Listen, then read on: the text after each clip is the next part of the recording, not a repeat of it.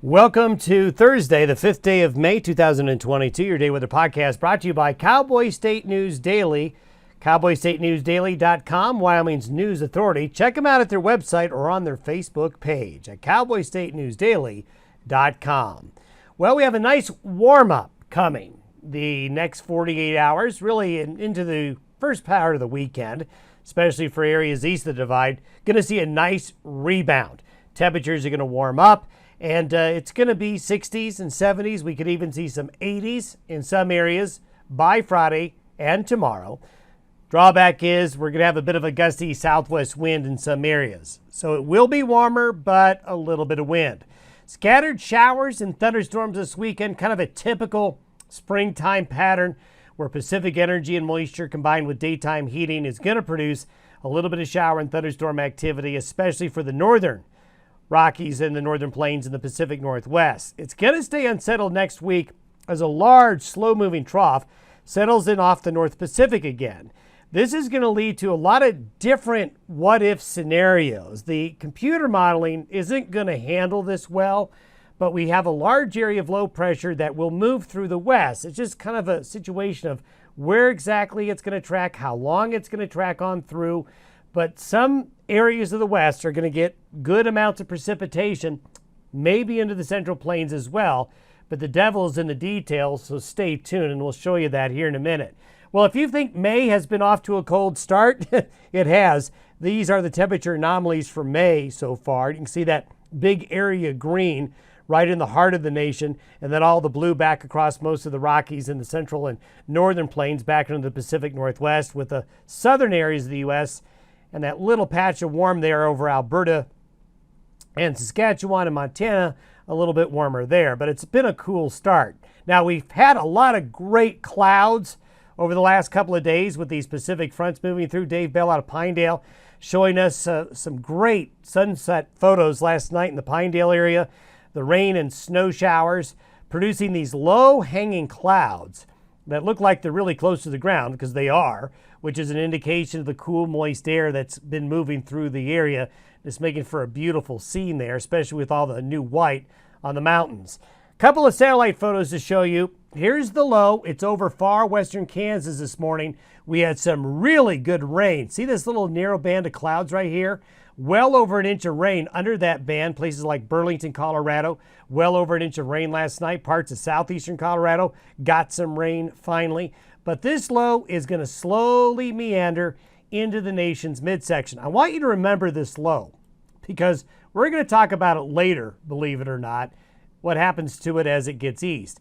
Then you can see the swirl of clouds here in the Pacific Northwest. Now let's take a look at the Pacific. Here's the Pacific, a big swirl of clouds. This is a large area of low pressure that's kind of stuck there for now. It won't move much, and there's other swirls, other areas of clouds, more stormy weather in the North Pacific to get through. But you see this area of clear skies right here coming on in. And this is what's going to lead to the warmer, sunnier, drier pattern that will be developing. Now, I wanted to go through some locations in Wyoming and Colorado and Nebraska, showing you how much better the spring precipitation's been in some areas, not all areas. But look at Lander. Lander for May already, over 2 inches of water. For the year, Lander's almost 2 inches above normal since January 1st. Gillette, look at Gillette. This has been one of the really dry areas. Gillette is actually, for the year, 3/4 of an inch above average for the year. You can take that really wet, stormy April, but Gillette, 4/10 of an inch of rain yesterday. Look at Casper. Casper is 2 inches above normal for the year so far, and off to a good start in the month of May. Cheyenne, which has been one of the drier areas, is still a ½ inch, a little bit more than a ½ inch below average for the year, but that's within striking distance. Denver, kind of like Cheyenne, not that far off of averages, but that front range of Colorado needs more rain, but they were able to get some, just about an inch of rain so far for the month of May in Denver.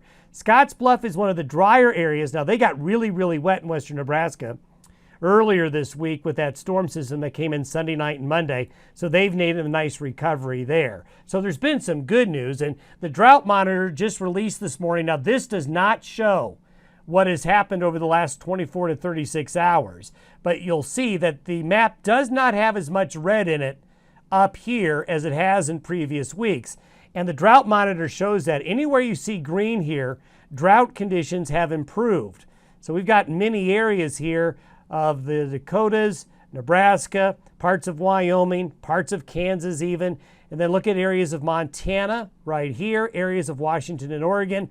So there's been improvements. The yellow means degrading drought conditions in those southern plains areas. This is where we are right now with the low. This big swirl of clouds we showed you out there in the Gulf of Alaska, that breeding ground continues. As we get into tomorrow night, Friday night and the Saturday morning, the low that's in Kansas now is all the way into the Ohio Valley. Now you might be thinking, well, it's just going to go up there and go away, but it's not. We'll tell you that here in a minute.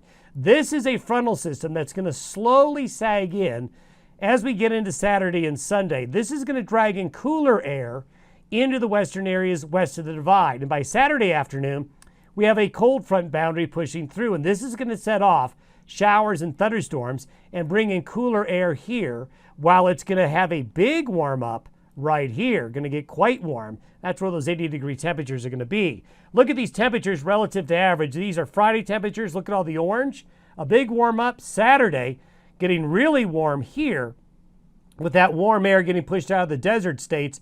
But look at all the blue and purple up here into Washington, Oregon, Northern California, Idaho, and Montana, and getting into western areas of Wyoming by Saturday afternoon with that front. And by Sunday, Mother's Day, the colder air is draped right here. So quite warm for Mother's Day here, quite cold here. See this contrast in air masses?